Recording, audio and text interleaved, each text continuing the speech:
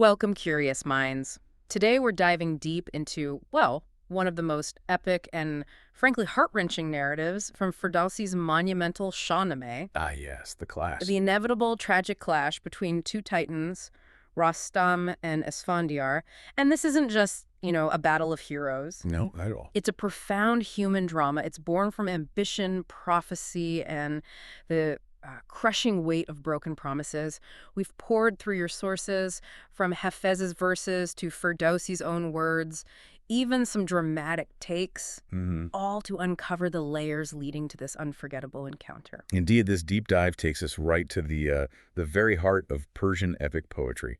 Heroic deeds intertwined with the complex psychology of these kings and warriors. Right. It's a story where, as our sources really highlight, fate seems to be pulling both men towards a confrontation that neither of them actually desires. So our mission today is to sort of illuminate the events, the sheer poetic beauty, and, well, the profound moral questions that underpin it all.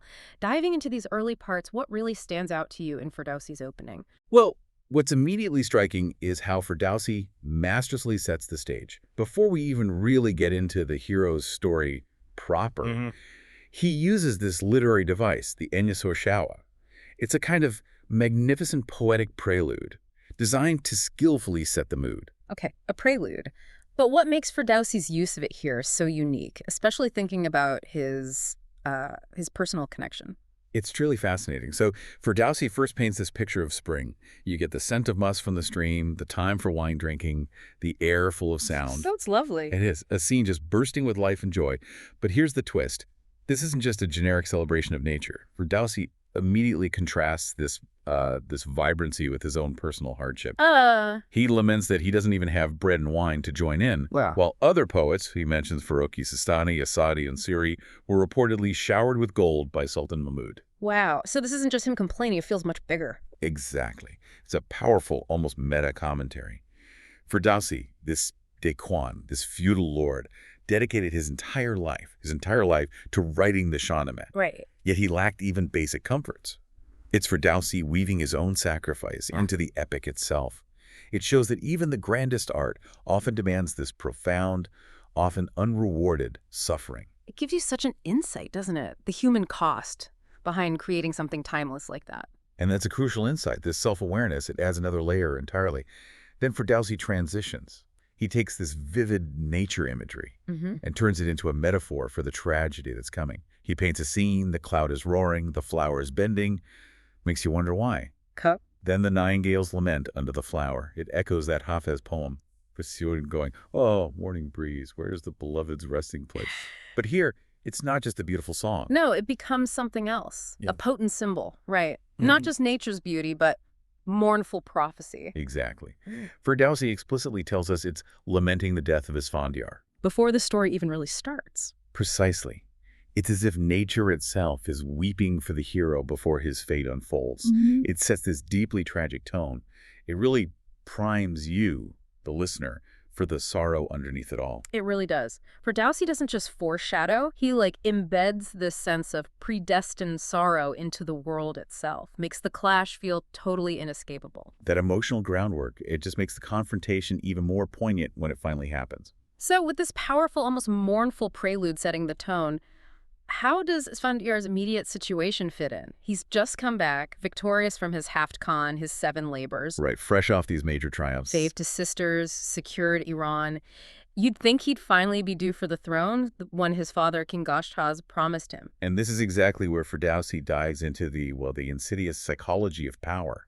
Goshtasb becomes this timeless archetype, the ruler so consumed by power that just like we see again and again in history, he finds it incredibly hard to actually let go of the throne. So he keeps making promises. Repeatedly. Sends Esfandiar on these incredibly dangerous missions.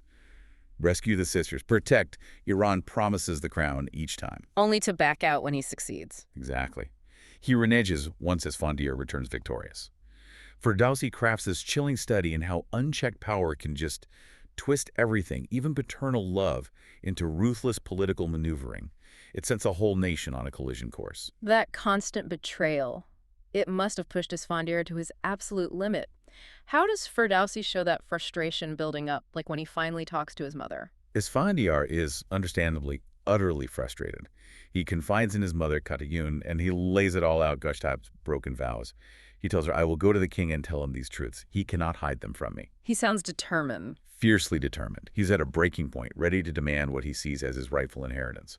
Okay, so this sets up a really crucial scene. Goshtasb knows Esfandiar is getting impatient, right? So he consults his astrologer, Damaskab. What exactly does Jamazb reveal, and how does the king react to what sounds like a pretty dire prediction? Just Majab. He looks into the astrological charts, and he's just overcome with emotion. He actually weeps as he reveals this grim prophecy. Weeps. Wow. Yes. He says Esfandiar's death will be in Zabalistan, at the hands of Rostam.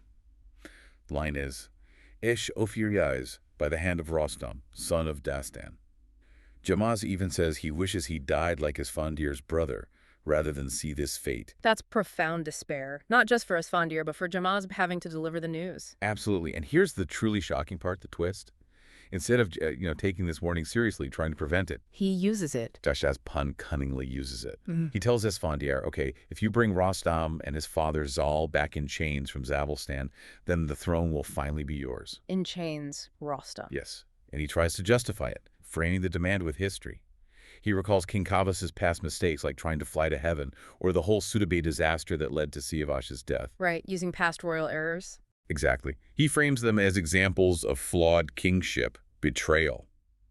He subtly suggests Rostam, who served Kavus, might also be unreliable, someone who deviates from God's path, basically making him a legitimate target. That is, wow, a masterclass in manipulation. Justifying sending his son to likely death by painting Iran's greatest hero as potentially treacherous. It's chilling.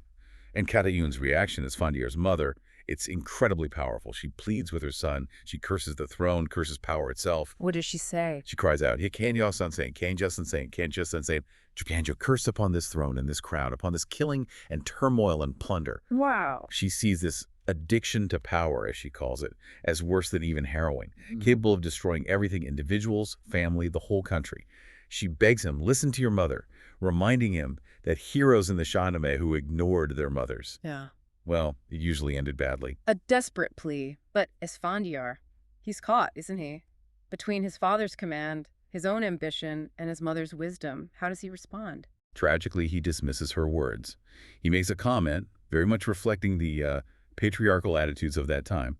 He says his sons wouldn't be manly if they stayed behind with women behind the curtain, Oh, dear. implying their spirit would become low and dark.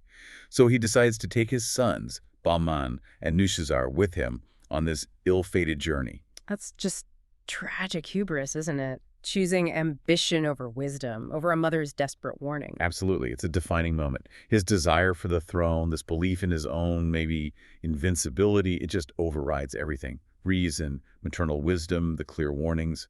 His refusal to listen, it really signals his tragic path. And this is where the story takes another remarkable turn, right? Esfandiar starts his journey to Zabalistan, and immediately the omens are bad.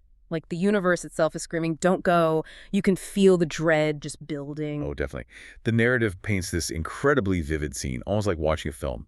As the caravan gets ready to move, the lead camel just refuses to budge, lies down. A bad sign. A very bad sign. So they sacrifice it, the traditional act, to try and divert bad luck, to transfer this sio, this bad omen. Does it work? Chillingly, no. The sources say the omen doesn't transfer, it sort of recoils and returns directly to Esfandiar himself. A dark sign of what's to come. You can just imagine that feeling. Dread settling over him. You really can. And he is troubled by it, the text says. But tragically, he pushes past it. He still believes his star will shine with victory, that his fortune will turn good once he achieves his goal. So despite these terrible omens, this foreboding atmosphere, he presses on, establishes his camp near the Herman River in Sistan. But he doesn't just charge in, does he? No, and this is interesting. He doesn't rush into battle. Yeah. Instead, surprisingly, he opts for a diplomatic approach first. Okay, what does that tell us about him? About his real intentions towards Rostam? Well, it raises an important question about his character, doesn't it? Esfandiar is shown to be quite noble in his intent here, at least initially. He wants Rostam to come willingly, bind his own hands, and prevent harm through diplomacy. So he doesn't want to fight him? He explicitly states, I don't want evil for Rostam. He sends his own son, Bahman, as an envoy. It's a clear diplomatic move to try and avoid this devastating confrontation with Iran's greatest hero. He's seeking a peaceful way out, trying to get Rostam to bind himself with wisdom, as the text says, to prevent conflict. It shows a deep respect then, despite the horrible command he's carrying from his father. A very deep respect, yes. Which just makes the whole situation more tragic. So, given everything we've discussed, how does Ferdowsi portray Rostam's side of this? What kind of impossible choice is he facing now, given who he is, Iran's legendary protector? That's the absolute crux of the dilemma. Esfandiar's command is to bring Rostam back in chains. An unthinkable dishonor. Exactly. For Rostam, a man who has spent his entire life fighting for the honor of Iran. The expectation, and our sources really emphasize this, is that Rostam, despite his deep loyalty, his willingness to sacrifice his life for Iran and its king, he will not give his hand to be bound. He can't allow that. He's portrayed as not a man who would allow himself to be bound, except for a shameful act. He'd give his life, yes, but not his honor by surrendering himself in chains. It creates this absolutely impossible situation. Both heroes backed into corners. Completely. Backed into corners by a king's ambition and fear. Wow. Yeah. What a setup. We've gone from a poet's profound personal dedication through a king's manipulative fear, Right. a mother's heartbreaking plea against power's corruption, and finally to a hero's reluctant journey just riddled with ill omens. The stage is perfectly set for this confrontation between two of Iran's absolute greatest heroes, and yet it feels like nobody, least of all Esfandiar, actually wants this battle. Indeed. This deep dive into Ferdowsi's narrative, it really shows us the true tragedy here. It's a conflict driven entirely by a king's fear of losing power, forcing a noble prince into an impossible situation, and ultimately leading him to confront Iran's legendary protector. The tension is incredible. The mutual respect between them, but also the underlying threats. It creates this incredibly dramatic dynamic, personal honor versus royal command. It's heading towards catastrophe. It really leaves you wondering, doesn't it, if destiny is already written, like Dumas' prophecy suggests, how much do individual choices actually matter in the end? A profound question. And, can any amount of glory, any kingship really be worth the price of this kind of tragic conflict, family, nation, all of it? And maybe for you to consider, is that struggle for the throne, that addiction to power, as Jung called it, truly an addiction worse than any other? Is it capable of destroying not just people, but entire legacies, the very fabric of a nation, forcing its greatest heroes to turn on each other? So much to think about. Until next time, keep diving deep.